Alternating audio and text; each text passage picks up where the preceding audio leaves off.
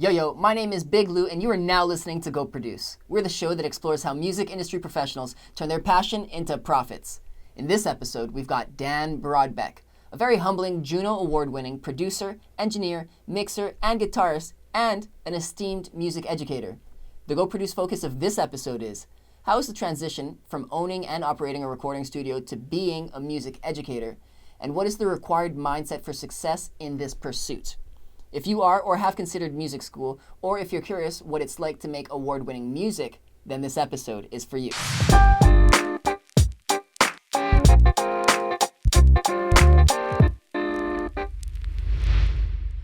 Beautiful. Thank you, Dan, for being here.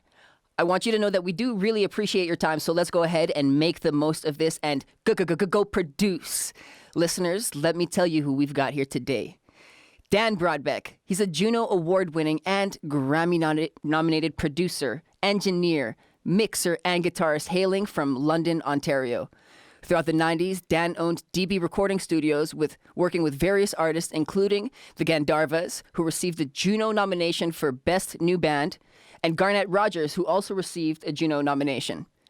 In the year 2000, he became a partner at EMAC Recording Studios, where he worked with artists such as Headstrong, The Salads, Clockwise, Anna Lovelace, and Landon Pig. In 2003, he worked on the debut solo album, Are You Listening? By Dolores of The Cranberries. He produced, engineered, played guitar, and wrote on Dolores' follow-up album, No Baggage, for which, in 2010, he won a Juno Award. Did you guys hear that? He won a Juno Award for Recording Engineer of the Year. In 2017, he co-produced, engineered, and mixed Ivory Hour's song Dream World, as well as Texas King's song Circles. Dan contributed to 3 albums for the Cranberries, Roses, Something Else, and In the End. Take this in. In the End was nominated for a Grammy for Best Rock Album. That's huge. Currently, Brodbeck is the coordinator as well as a professor for the famed Music Industry Arts program at Fanshawe College. Dan, there aren't many that can say that they've lived lives akin to yours. Welcome. Thank you for having me. No problem. It's an honor to have you here.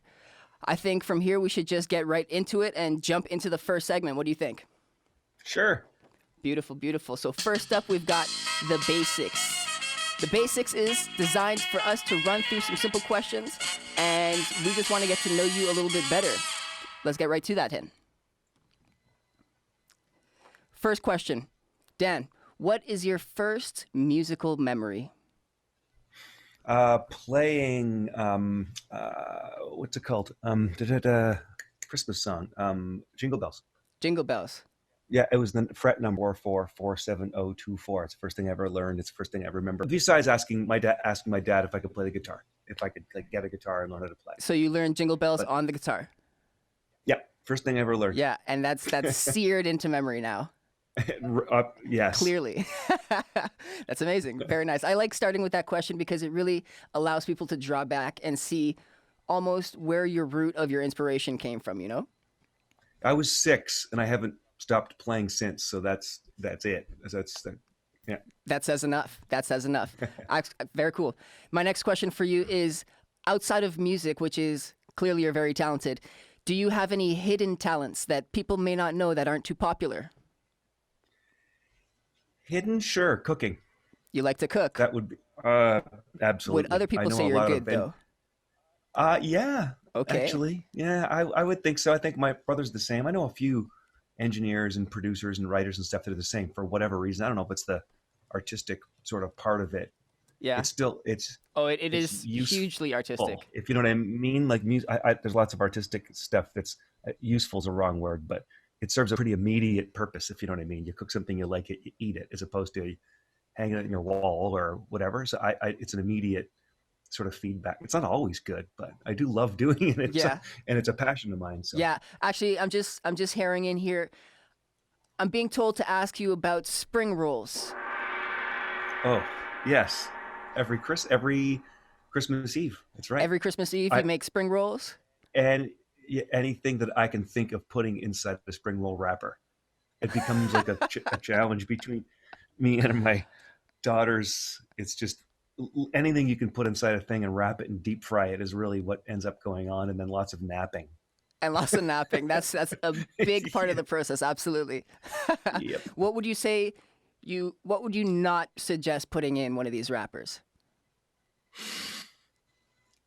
Anything too liquidy, because I did it once Too with liquidy. like Nutella and like that, that marshmallow fluff stuff, Oh, and it just I forget what it's called, but yeah, it could yeah, if it was actual marshmallows it'd be different because it's kind of more solid, but anything liquidy just melts. it leaks out. Yeah, and it's not really, it doesn't make the oil taste good. No bueno, no bueno. Do not put liquidy in these wraps. That's right. Nice. Oh, hell no! We've got a very opinionated sound guy back here. Dan, I've got my next question ready to go.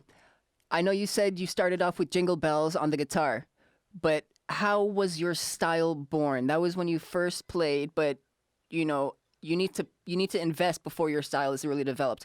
How did that happen for you? It's still evolving.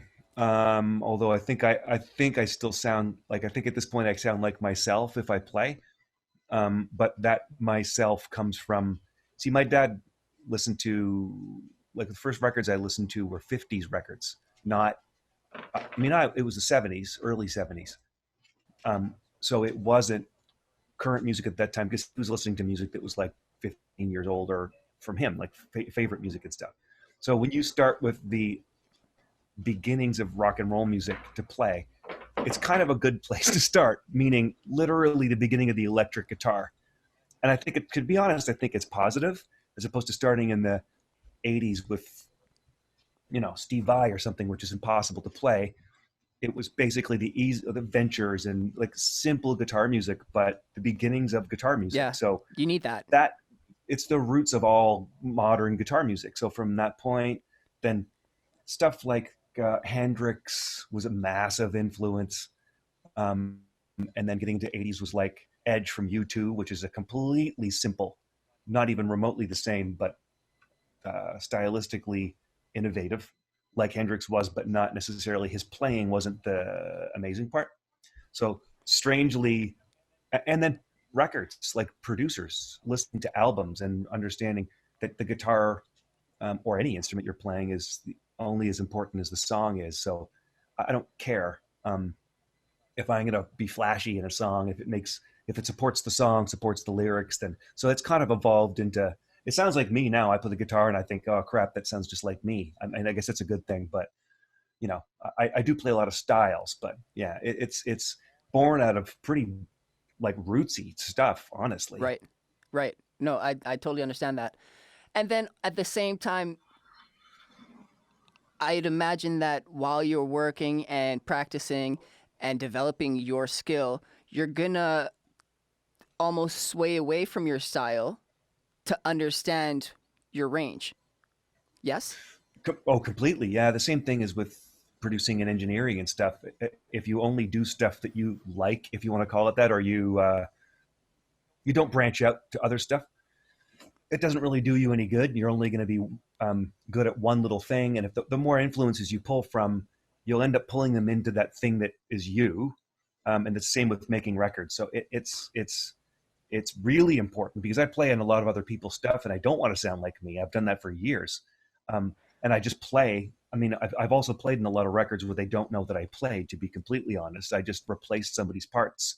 And I need to sound like that person, not me. And so it's actually really good, because it you end up coming back to what you do. But in the end, everybody does it. You mimic somebody, and then you kind of take what you like from them, and then you turn it into your own Right. thing. It's your own expression. Songwriting too. Yeah. Yeah. Yeah. Very cool. Very cool. My next question for you in this segment is, what can you do that you've never done before? What can I do that I've Yeah, never? because you've got a long list of accomplishments here that I lost my breath while introducing you, Sue. So is there something else that you can do that perhaps you've never, or that you haven't done yet, that you want to do? Obviously, there is a lot. that I would want to do. No, I do what I wanted. I hate the sound. Just, it's boring, but I'm pretty content in what I'm doing, and it's changing all the time. Like the stuff I do at the school at Fanshawe is, I was teaching 12, 13 years ago. But it was part-time and I'm kind of moving. So I've been coordinating the program for 4 years. So I just finished my 4th year. So that's, that keeps me busy. That's not as musical. That's more like organizational, and you're like a ambassador for the program, and but I love it. So this is change. Even that job's changing all the time, and responsibilities are changing. Music's I'm doing changing. I'm doing, more stuff, in my basement, and not as much in a studio with people. Like that keeps changing anyway. So I'm actually pretty happy with what I'm doing, to be honest. That's awesome, though. I mean, Yeah. Why would you not want to be happy? That sounds like you've achieved it. And everybody's got their own version of that. So it's all that matters. Absolutely. You touched on your career at Fanshawe and how you started there 12 years ago, but part-time. Did that make the transition a little bit easier for you, starting part-time and then doing all of what you do now there? Oh, yeah. Because I didn't expect to do that. I was asked to do it like 3 days before school started in 2007. What? Yeah, they didn't. Somebody that was going to teach the course, Jack Richardson, famous Jack Richardson, had just retired, and it didn't work out with the person they were going to it was going to do the job, the first year production job. So they asked me, and I was like, okay, because it was only a couple days a week, and it was in London. I'm in London, so I kind of just rescheduled stuff and figured 2 days a week that's going to be easy, and I did it. But within a month or so, I loved it. So it's the job I'm doing now is not like a full-time job at a school. Like that's not an easy job to get. So it's not like I just went, oh, I'd love to do this full-time. How about now? Things had to fall into place. It's not. That's like a unicorn, that job. It's a full-time professor job and everything. It's a really great place to work, and it's the discipline that I am really passionate about. It also allows me, headspace-wise and time-wise, to also still do what I do. So even though I'm full-time, so yeah, it made it easy, but it also made it like, if somebody would have said, hey, do you want a full-time job teaching in 2007? I would have said no, because I didn't know I was going to like it. I just did it because I was like, yeah, sure. It's like a few months, and if I don't like it, I just won't do it again. And I loved it as much as I like making records. So if I love it, why not do it? Yeah, and they're paying me, and I love it. Why would I not do that? That's what jobs are for. If you can find one of those, Yeah, and it complements what you're doing, like you said. Absolutely, go for it. Yeah. Beautiful, beautiful. My last question for this segment, a little bit deep, but I like to ask it. What does your creative process look like? It couldn't be more. It couldn't. I couldn't just. I can't describe it. Okay. Because it couldn't be more kind of, if you want to call it organic. I know if you're sitting here in a room I'm sitting in with all this equipment, but you can't see it this way. It's the other way around. You'll see the gear and stuff, but that's not that impressive with computers. I am quite impressed, I must say. But sometimes it's just a drum beat and you're just playing along. Sometimes it's, if I'm writing with somebody, which I often can do online, which I do with a couple of artists online a lot, way before quarantine, and just because of the distance. And sometimes it's like, oh, I'm feeling this. Oh, okay. How about this chord, or how about this? And it honestly, the song part takes now 20 minutes. Like it's not that, because I don't write lyrics.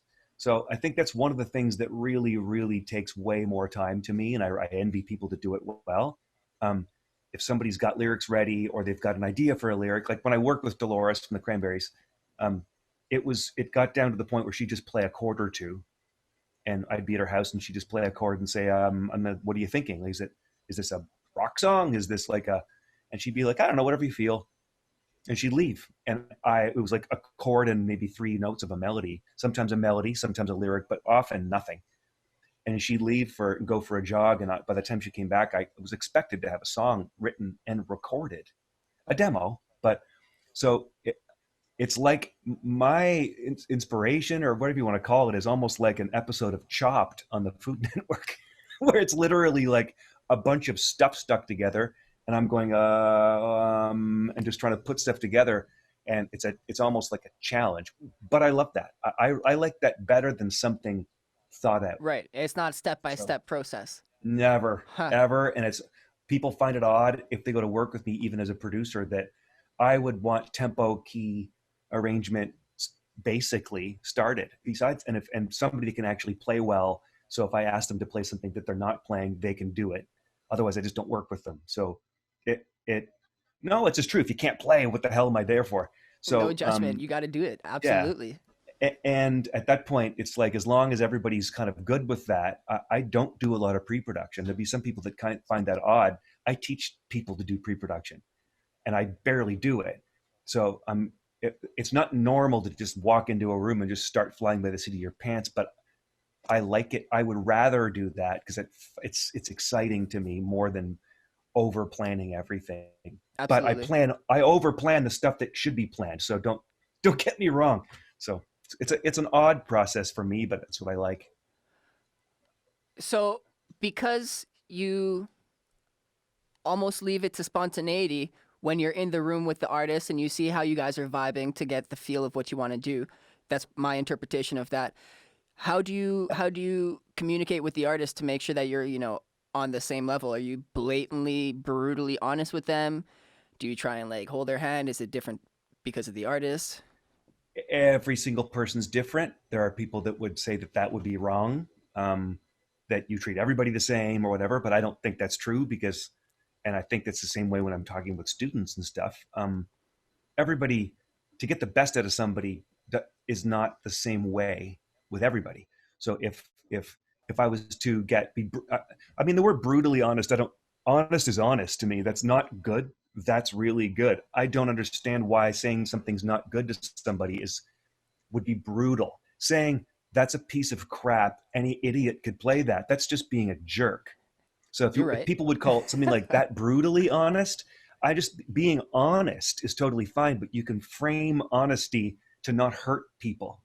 So I've just found personally that if you're honest with people, yet saying it in a way where they're like, oh, okay, I know what you mean. I want to do that better. Everybody's different, and you got to learn that person in about 10 minutes. And that's the hardest part of what I do for a living, including teaching, by the way, because it's the same thing. So if you just are, some people you say something to people and they'll not take it wrong, but take it a certain way. Other person will think, oh yeah, well, screw you, I'll do this. I could say to somebody and laugh at them and tell them that's the worst part I've ever heard in my life. And they'll laugh with me and they'll play it again. I'm like that with myself. I'll think, why do you even own a guitar, you loser, as I'm playing?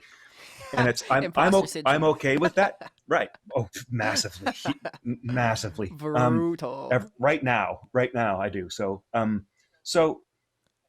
think if you can figure people out as you're talking, and you can kind of figure this kind of approach won't work with this person, this one will, you have to know that quite quickly or you'll lose them and then you'll never get them back. And to be honest, outside of the production world and the music industry as a whole, this is a critical skill that you need to develop. I mean, how often are you encountering different kinds of people that you don't necessarily encounter every day, and then you have to react differently or respond? It's very life-altering skill.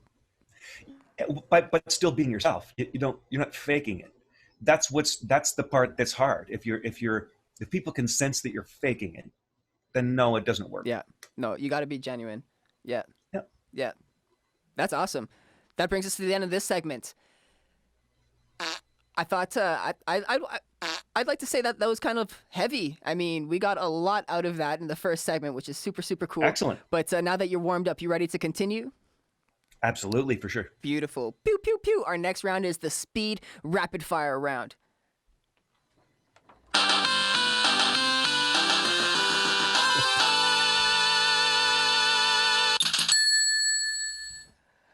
All right. So the rapid fire question round is designed to be answered quickly.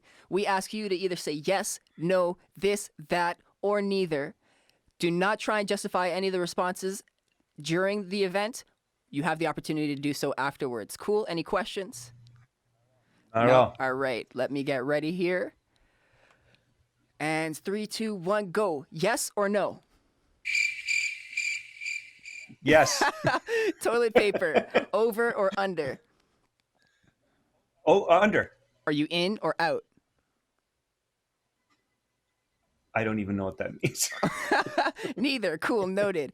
Are you hungry? It's Time for pizza or a burrito? Burrito. You trying to live the life of luxury or the life of leisure? Leisure. Is it better loud or is it better soft? Soft. Do you prefer day events or night events? Oh, night events. Night events. Does your birthday always happen on the same day? No. Nope. No? Yes. Yes, of course it does. Day of the week, I was thinking. So Yeah, it's confusing. the same date, yes. Yes. Dine-in or delivery? Delivery. Do you think you look like Mr. Incredible? No. No. Up or down? Up. Were you nervous on stage at the Junos? No, I was drunk. Can a tiger be your pet?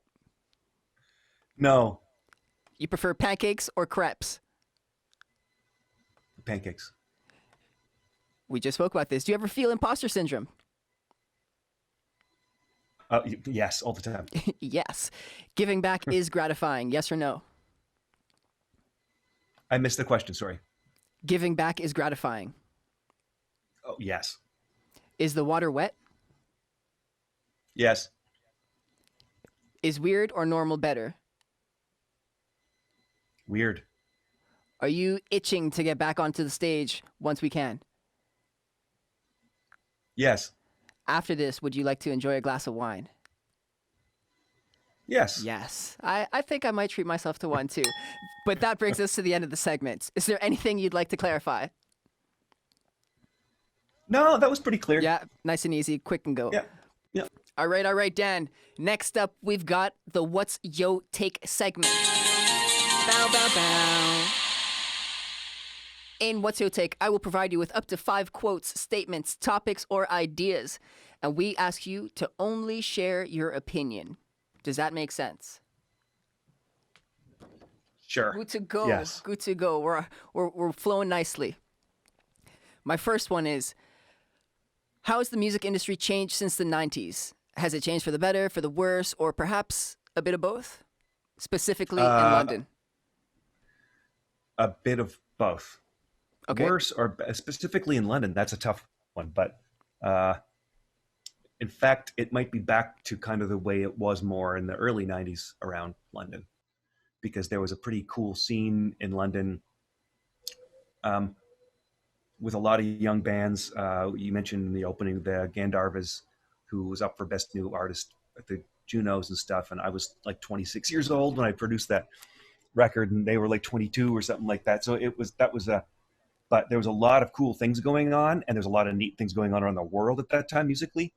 Late 90s into the 2000s, obviously nobody knows what the hell's going on with the music industry. So calling it dead or, well, I guess that industry, the record industry might be. And I think now people kind of starting to kind of figure out what's going on. And there's a really cool scene in London. And I have to say a lot of it's to do with the MIA program at Fanshawe, because there's a lot of people that come together, start bands, and there's like yearly. And then so there's a turnover almost. And you also mentioned Ivory Hours and Texas King and stuff. And those were the first London bands I had worked with in about 15 years. I just, not that I didn't want to, I was just working with other people. And I don't know, people think you're too expensive or something if you're working with these labels and all that kind of stuff. So I don't know if it's just me that sees that kind of renaissance of this kind of coming around, but it's better or worse. It's tough. In some ways it's horrible, like horribly worse. And in other ways it's like way, way, way better. So worse or better, I don't know. It's just, they're definitely different. Different. So, Okay, different isn't necessarily better or worse. How about the same question, but on a grander scale outside of London? Do you think how has it changed? Not necessarily better or worse, but what happened? I think the obvious thing is people buying music. So there's less money generated from physical CD sales, record sales, whatever you want to call them, yet there is more money spent on music than there ever has been. Yeah. There's massive revenue in the music industry. It's the record industry itself that's different. So when you look back 25 years ago, people used to tour. and not make money on the tour. It cost a lot of money to tour, so they would make money on the record, but you were touring to promote the record, and now you make a record to promote your tour because you're just Yeah. true. Yeah. You're just streaming it. Yeah. So large artists are making good money. Don't get me wrong in streaming because you can. If you're Taylor Swift, you're making good money streaming. But it's not like the money it used to be. Yet there's a lot of money. There's just different revenue streams, so it makes you just be a little bit less. You have to be maybe a bit more savvy, or at least the people around you do, as opposed to, okay, I'll write the songs and all this big team of people do everything else, because people are looking for an artist to be a lot more personable, one-on-one on social media, et cetera, and stuff. And that takes a different kind of person. It's not, except now people are growing up understanding that. If you would have went back 10 years and tried to got people that didn't do that to get engaged, they wouldn't. But the new people, it's a part of it. So they have no choice. And they also it's a part of life, being seen like that. And social media is, and being personable with people. So it's just very different. So it's a matter of just going with it, as opposed to screaming, why me? It doesn't make any sense. You got to ride the doesn't wave. help you. Yep. How do artists make money if it's not so much from streams nowadays? Are there unorthodox ways that can work that you've seen outside of touring? Yeah. Because sometimes that's still tough to do as an amateur. Yeah, all of it's tough. And the thing is, what people don't realize is it's never been easy. And I think that people would be going on about this has changed and that's changed. Back in my day, garbage is, it used to be that people went in to record somewhere. They had to record at the big recording studio with a professional, because that's the only people, because it was expensive and the gear was expensive and you kind of needed to know what you were doing. You wouldn't go to a garage. You wouldn't go fix your own car. You brought it to a professional and you just assumed they were good because they had a shop. So, Yep. Right. As opposed to It's just true. your buddy who's like, oh yeah, I can do that. And then they just ruin your car. It's a bit of a different thing now, the way people do it. I don't, it's not again, it's not better or worse. It's just different. And sometimes people just don't understand that this has never been easy. So revenue streams, it's like, people make money on sync, like getting songs played in television, getting songs in movies, getting songs maybe in commercials. They'll tour. They might be helping writing songs for other people, which that revenue stream could take a while to start, before you'd see money from that. And lots of people have done those things over the years because they wanted to, but now you just might have to. So it used to be that this tiny percentage of people were even able to put out records. These people that got record deals put out records, but that was like a lottery. And it's the same number of people now that would get a hit record that streams really well and does really well, and they get money for touring and stuff. It's the same. I don't know if you want to call it elite, but it's a small number of people. But it's always been a small number of people. Anybody that thinks that this used to be so easy and now it's super hard because it's not making money, it's way easier for people to hear your music now than it ever has been. And so really, really strong music mixed with some kind of engagement, something else. Sometimes people are really good on Instagram and they'll take you kind of into their lives and into the creative process, and a lot of people interested. So I think the tools are there for everybody. It just doesn't mean that anybody can do it just because the tools are there. Ain't Does that that make any the sense? truth? Yep. Yeah. Yep. And sometimes from an amateur in the industry, I'm speaking about myself, it can be overwhelming when you see so many tools, because you're like, where do I even Yes. start? Do I do this? Do I invest in that? Should I even consider listening to this person? But it's part of the process, and each individual person will have their own unique story. So it's very Yes. cool. Yeah. Awesome. All right. Next question. You've produced, you've engineered, and you've mixed a wide range of successful albums and songs over the years. What is successful to you for a song or an album? Like, why To would you me, call it successful? I'll just be completely honest. As long as me and the artist are happy, I don't care what happens to it. And if that's something that sounds wrong to people, I used to, I used to be kind of driven a little bit more by, oh, I hope people buy this, or um, it's successful if a lot of people have heard it or whatever. But I'm only, I don't care. I don't care about what style of music it is. I don't care who's going to listen to it. I don't care if, because that's the first people you have to make happy is the people that are making the record. And if you're really pumped about it, I used to think, oh, now that we're really happy, that means everybody else is for sure going to be happy, but that doesn't work. And if you start thinking, I'm not really happy about this, but I'm going to make this record so somebody else likes it because this is what people are doing these days, you're already finished. Nobody likes those records because they suck. It's somebody mimicking something or copying something, and it might have even the stuff that people are copying like that, the good stuff still shines, the stuff that there's something interesting about it. And those people still, they liked it. And if you're doing it for somebody else, I just would do something else, to be honest. It doesn't interest me to make music that, so as long as I'm happy, it's successful. And that's different for me. That's maybe 10 years ish of, and that was from Dolores, the Cranberries singer. So, she did that her whole life, and she sold 45 million records. So, and never cared if anybody else she wanted people to like it. Of course, I'm not saying that. I'm just saying that it wasn't, if somebody said, edit your song because it's too long or there's no chorus or this, she'd say, well, then don't release that song. This is the way it is. I like this. Well, but we like it. We just want to add this. We just want to change this. Not even in a diva kind of way. She just didn't understand why you said you liked it.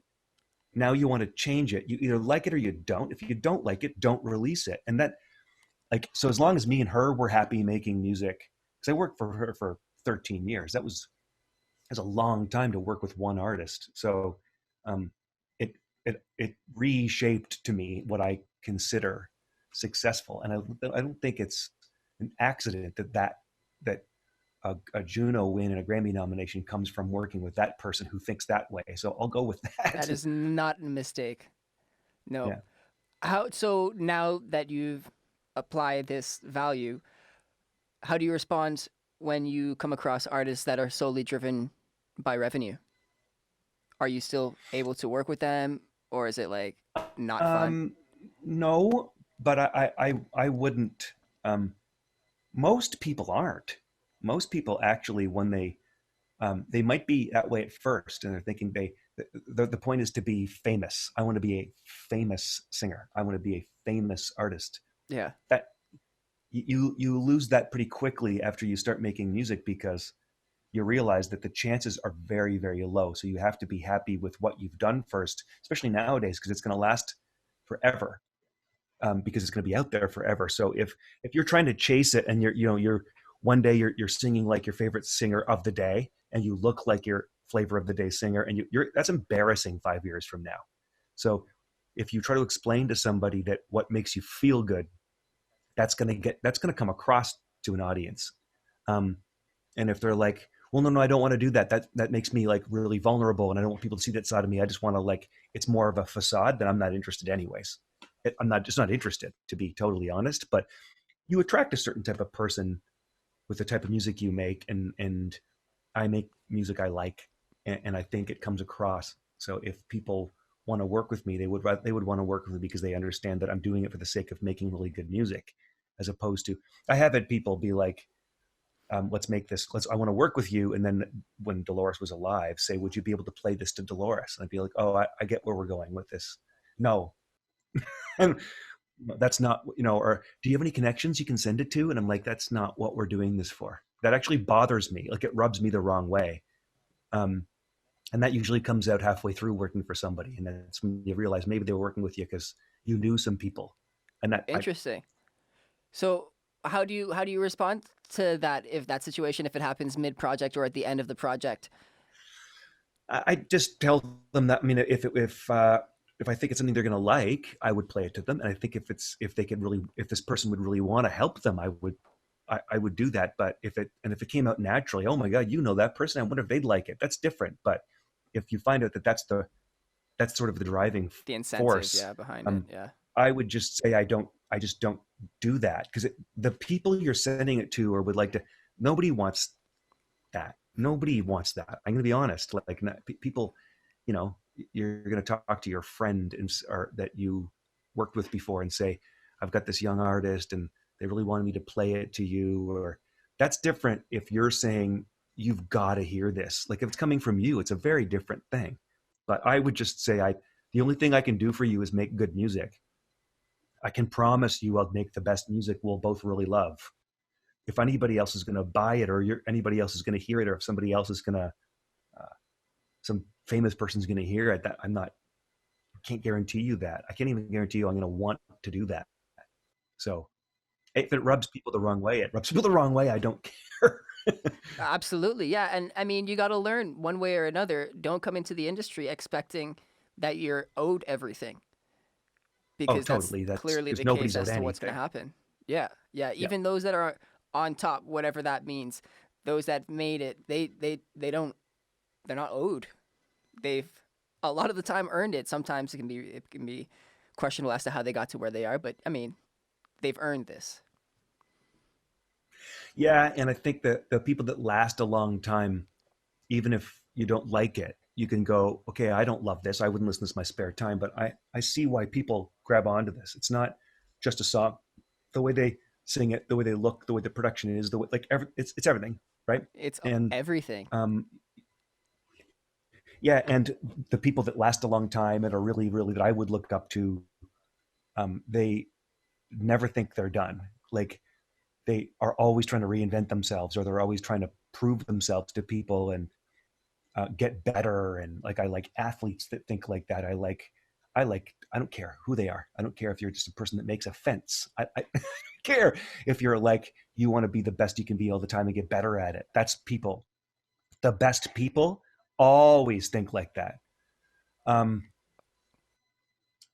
Yeah, I think people that invent themselves, reinvent themselves, like David Bowie used to do it. U2 does it, and people would.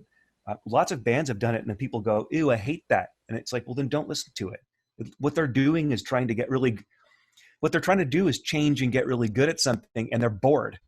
And if somebody keeps making the same record over and over just because somebody likes it, so, and I'm not talking about chasing like a current trend. I'm talking about just going, I would rather not make music than make the same music all the time. And if you don't like it, I apologize, but this is what we needed to do. And sometimes you make a record that people go, like, that's not very good. And then maybe you kind of come back around a little bit. You're experimenting. And people always blame that in the producer. I always find that funny. So they're like, oh, so-and-so did that. Like Metallica with Bob Rock. I'm a Metallica fan, but it's like, they worked with Bob Rock and he turned them into, it's like, come on. You think that they were wearing handcuffs and one man took over four dudes? Like you will do as I say. Yeah, they asked for that. Like it's a team of people. And then later they might go, yeah, those were dark days. We worked with that guy and they did this to us. And it's like, what does that say about you if you let somebody do that to you? I just love people who and just don't ever think they're done.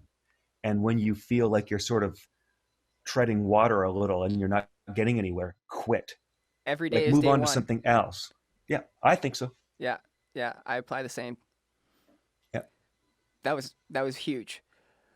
This one is more designed for your education background. Mm-hmm. Music education is required for a career in the industry. What's your take? Required? No, I barely had any. So I think it helps though. And I think in navigating today's music industry, which is way, way different, there isn't one way.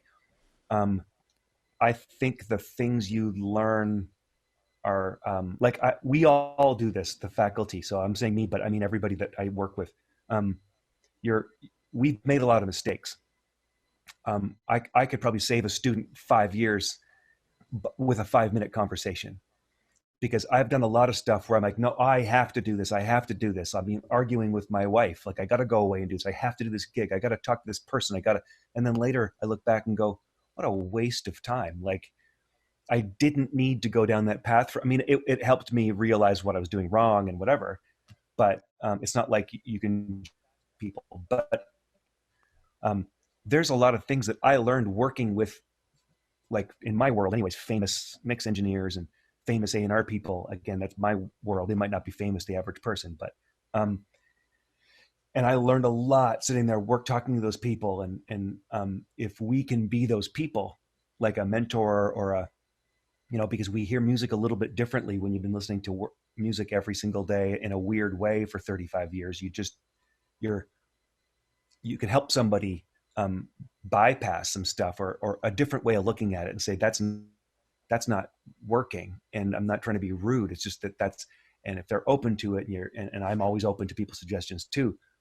I think the mentorship and all that kind of stuff, that's one of the biggest parts of the education. It's not just this button does this or this note does this. That you can learn that online, right? It's the other stuff that goes along with it, and the mentorship and the one-on-one stuff with people that is very difficult to get by reading something. Yeah, the mentorship, internships as well, all of that beneficial. So it's recommended, but not required, because that's a heavy word. Absolutely not required, because it's look at the biggest artists in the history of music. None of them went to school. I mean, well, none of them, but Paul McCartney couldn't read music, and he's written a couple of songs from the last time I checked. So, and has been fairly successful. And it's like, so no, it's not. And I think a lot of the people that are really good at this have a bit of both, and that they were doing it before they ever did any kind of schooling, and they have a passion for it. And it just takes somebody like myself and a few people like me to put it in the right track and maybe help them stop doing some things and refine some stuff and exploit stuff that they might not even know is really good. And I think it's a really positive thing that a good teacher will do to somebody, is not keep pushing them about their shortcomings, because shortcomings, everybody has them. Don't worry about shortcomings. Let's start exploiting people's potentials, positives. Yep. Unveil their Absolutely. potential. Uh-huh. Yeah, because you have to be the eye that sees what they don't yet see. That's, I think, the most important thing any one of us could do, that teach anybody anything. It doesn't matter if it's music or Most not. definitely. Yeah.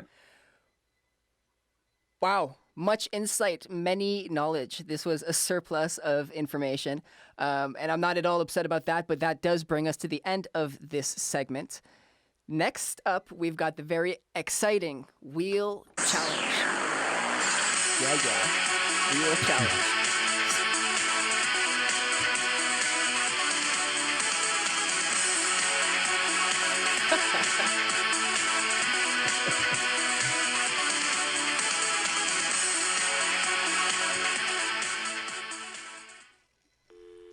Oh. I don't know how long this is going for.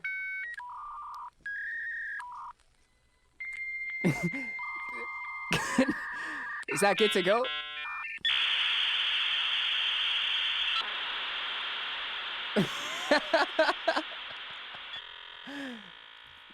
Perfect. Cool. So, in a wheel challenge, what's going to happen is I'm going to spin this wheel behind me for obvious reasons, and then you've got to complete whatever task is assigned. You may get lucky, you may not get lucky. If you do not want to face your challenge, you do have the opportunity to opt out. We've got some questions for you that aren't so fun for you to answer, but we'll leave that for you to decide. Any questions before we get going? I have no idea what you're talking about, so that's great. Let's just go. Perfect. All right. So we got this here. I'm just going to go ahead and spin, and then we'll proceed from there.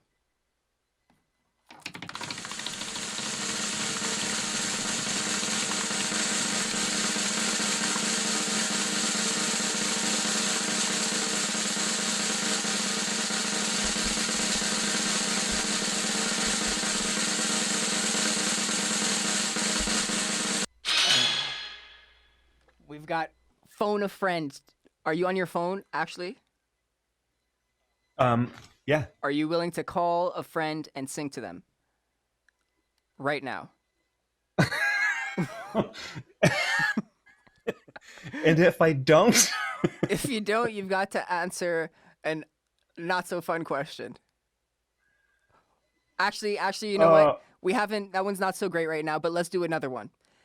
This one's one of my favorites. This one is called Draw Something, but there's a catch. You cannot look at what you're drawing, and you've only got 10 seconds to draw. All right. That cool?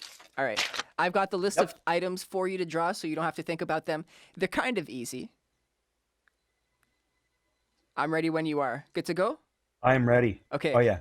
So the first one, remember, no looking down. The first one, you got 10 Yep. seconds on the clock, and I will count down for you, is a tennis racket. Go ahead. Draw a tennis racket. It's 3, Ooh. 2, you done? That is not bad at all. It's I would not definitely be terrible. able to It's a identify that. little or a turkey leg. I'm not totally sure, but it's fine. We'll give you the go. The guys in the back give you the go ahead. Beautiful. Next up, let's see if you can draw this. Ready? Your next task is to draw planet Earth. 3, 2, 1, go. Oh, this is going to be terrible. That's 5 seconds. 3, 2, done? Let's see what you got. I have no idea what that is. Hold on. Grumpy Sound Guy, what you think? What you think? Oof, no bueno. Get out of here. All right, Yeah, so it's pretty- 1-1. It's pretty bad. It's pretty tough. I mean, I haven't tried this challenge yet. I don't think I'd be doing too well, but you've got one opportunity to redeem yourself. Because you won one, you lost one. You ready for the last round? All right. Okay, so the last yeah. item for you to draw. 3, 2, 1 is a light bulb. Go. A light bulb. It's going to look a lot like that friggin' tennis racket. 3, 2, 1, and that's time. Angry Sound Guy, what you think? Is it too similar to the tennis racket, or is it a light bulb? Woo! We got a winner. We got a winner. You made it this round. You survived. Not too many people survived that, but you did well. Well, I will have you know, in 11th grade, because I all I've ever done is play guitar and then draw and paint. Those are the two. I was an artist, and I had something in a gallery in London, and I thought, oh, it's got to be this particular piece. It's got to be this, because I was so proud of this particular. They were like, I said, which one is it? And there was we had to look at the model and never take your pencil off the paper and never look at the paper and just do it all in one line by looking at the person, which it was a strange mess. Like nothing made any sense, but so they liked it. And I was like, out of all the things I did that I thought I really liked, that stupid piece of crap that I did when I'm not looking at the paper was the thing that ended up in this stupid gallery. That's hilarious. That's wild. But that's how it works sometimes. You never know.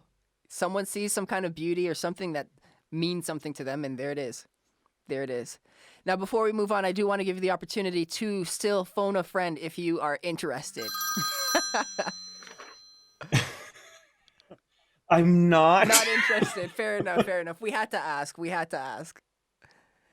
That concludes this segment. It's a wheel challenge. Oof. Tell us how you really feel, Grumpy Sound Guy. Come on. Our last segment of the show is called Clear the Air. Poo, poo, poo. What we want from this is for you to be honest about challenges, about common issues within the industry. We want others to become better, and we want them to avoid unnecessary hurdles. We do realize hurdles are challenges that are required, but the unnecessary ones, like you're talking about, expediting someone's learning process is always great, so that's what we're going to do here. Cool, cool, cool. Oh yeah. First question here. What strategies do you apply to achieve success? Oh, strategies. I don't even know. I honestly just do. Okay, sure, it's a strategy. If I'm going to do something, I want to do it, first of all, the best I can do it. And I'm hoping that's also better than anybody else can do it. I'm just be totally honest. And if it's not, that's fine, because it's the best I can do. But I think it's important to make yourself indispensable to people.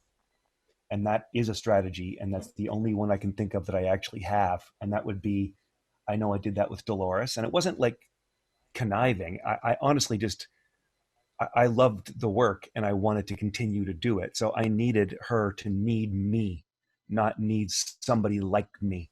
And she did sometimes use somebody like me, and it didn't work out. So I do that at the school. I've done that in bands. I've done it when, even as a kid. So start making yourself so they need you. And that's the people that I've worked with that are assistant engineers, et cetera, when I used to own studios, that I would want there. The people that I think, they have to be here when I'm here. And if they can do that, they've done something. I mean, I also know that they won't be with you long because they're good at what they do, but making yourself so, because getting a gig is really hard, but keeping one, I think, is even harder. And it's really important they need you. And sometimes it feels like I'm lying, like it's a bit of imposter syndrome, like we went back to before. It's like, oh, you're doing all this work to make it, and it's like, do you feel like am I being dishonest by doing that? And but no, you're just doing really good work. But I honestly think that it's really important, because lots of people want to do what I do, right? Yeah, and as soon as you stop, someone's gunning for it. So absolutely, you got to give your best, and you cannot. Do you ever feel almost being embarrassed by doing your best? Were you ever nervous about that? What do you think about that? Constantly. Yeah. Every day. Yeah. Yeah. Honestly, constantly. Because as much as I think as I'm doing it, oh my God, this is great. This is amazing. This is great. Because I'm the only one here, for example. But then when I send something off to somebody to listen to, or I honestly believe they'll generally come back with, that's no good. This has to change. That's no good. You need to change this. I'm honestly sometimes sort of surprised when somebody's like, that's really great. Thank you so much. I love it. And it usually comes with a couple of comments like change this or change that. Playing a guitar part, writing a little bit. Yes, there are times, believe me, where you just know it's great, and so do they. And it's okay to go, this is unbelievably great, and I did it. It's fine. That's okay. Because sometimes you just kind of know, there's that feeling that's like, oh, listen to this. But that fades, by the way. And I'm honestly constantly think, why am I here? Every time I'm ever asked to do anything. Like, why the hell are you wanting to talk to me? I'm not joking. It's the same thing. So you put out your best, you do all this stuff, and I'm like sort of a little embarrassed by it. Yeah, like a little bit like, wow, this is all I could pull off. And somebody's like, wow, that was so good. I'm like, really? Like, honestly, I think that's important though, It's humbling. Personally. It's humbling to hear. Yeah. Absolutely. Yeah. Very cool. Very cool. My next question that we want to clear the air with is, why did you move from owning and operating recording studios to actually becoming a music educator? I know you said you kind of just tried it out and you saw you liked it, but what is it that you like truly captured you? It's hard. After a long, long time of doing what you've sort of dreamt of doing, and again, I'm not talking about being on the cover of a magazine or being a millionaire or anything. I'm just talking about making a living doing the things you love. And I never stopped to think, oh, I would teach other people, whatever. But then when you go to do it, because I'd done some little like guest lecture-y type deals before, and that was kind of like, wow, this is kind of neat. But this was an hour, not every day, for 8 months, a year. When I was given that opportunity, and you realize that all I was doing was talking about the thing I love, talking about all this stuff I've talked about constantly. I talk about with musicians. People were hungry to hear it. People want Right. And it was like very satisfying to me. Again, just as much of gratification making a record and playing a guitar part or making a mix people love than teaching a class and you can tell when somebody's into it.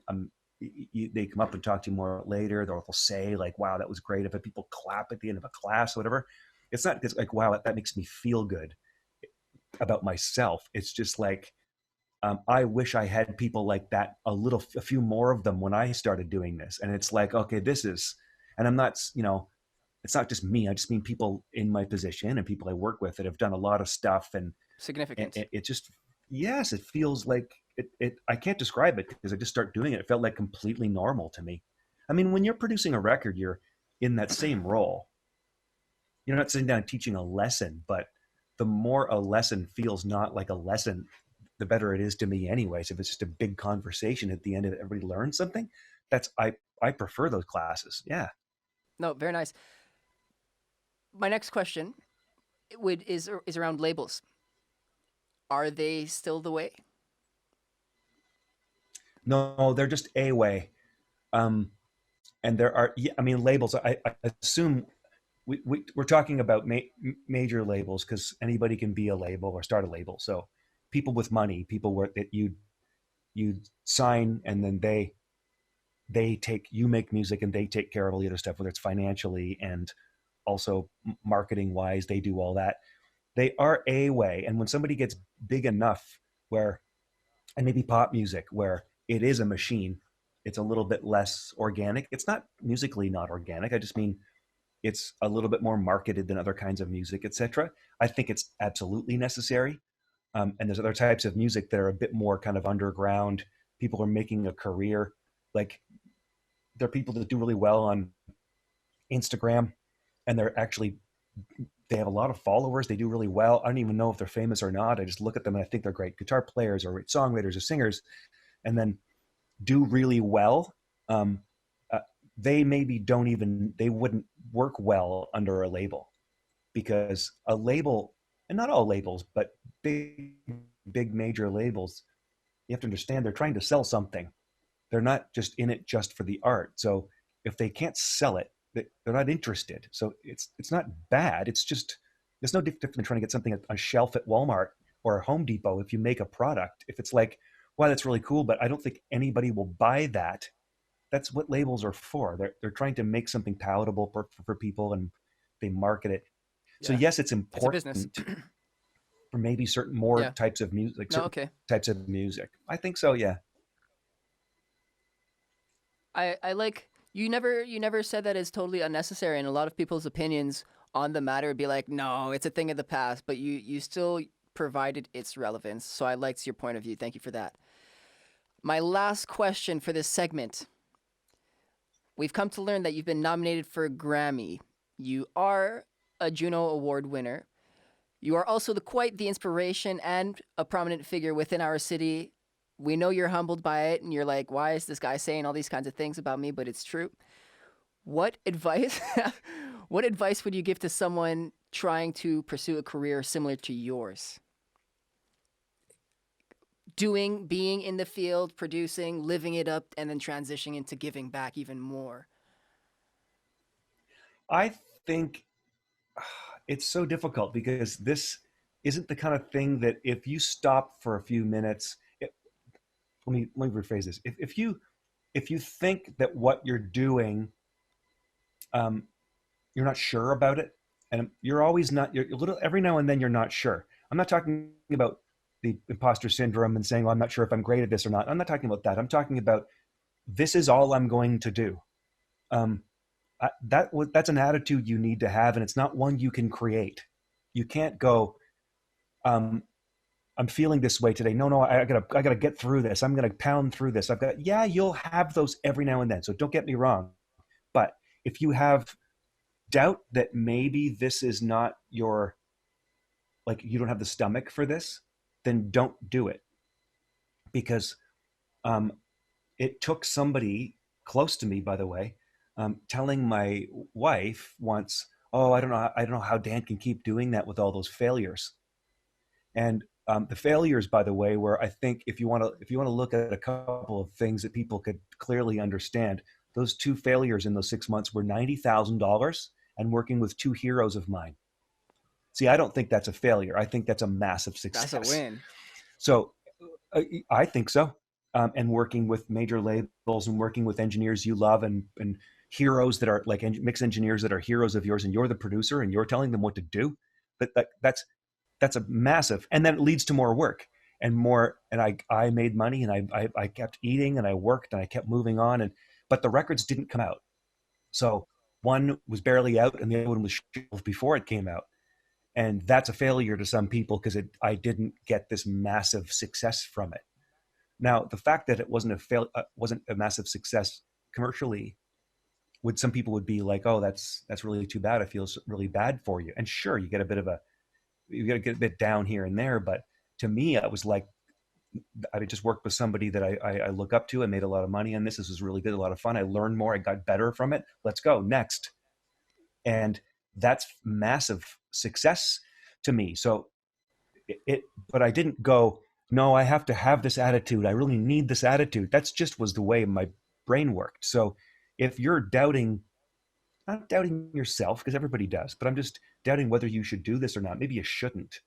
And I've said that to a lot of people, and like it kind of, some people are taken aback and they're like, well, I doubt things. I'm like, no, of course we doubt yourself, but I'm talking about, you have ups and downs in a day and you have all these things, but it's like, if you just keep coming back to this and nothing's going to stop you from doing this, then that's what you're going to do.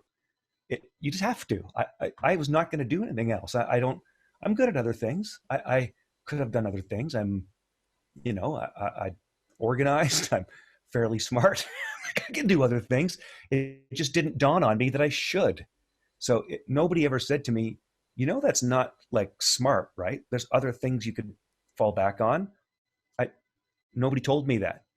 So to me, and if you're thinking that about yourself, maybe it's not something for you. So to me, the first thing is, if this is something you're seriously passionate about and you think you're pretty good at it, just do it. You can't doubt it. You just have to do it.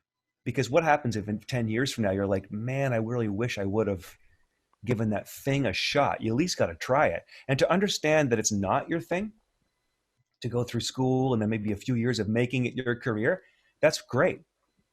It's nothing wrong with finding out that that's not your thing. Not at all. That it's and not do not at all be embarrassed by that.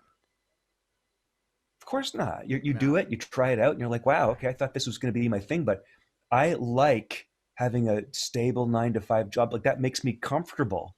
Then that's fantastic. If you're happy, that's all that matters.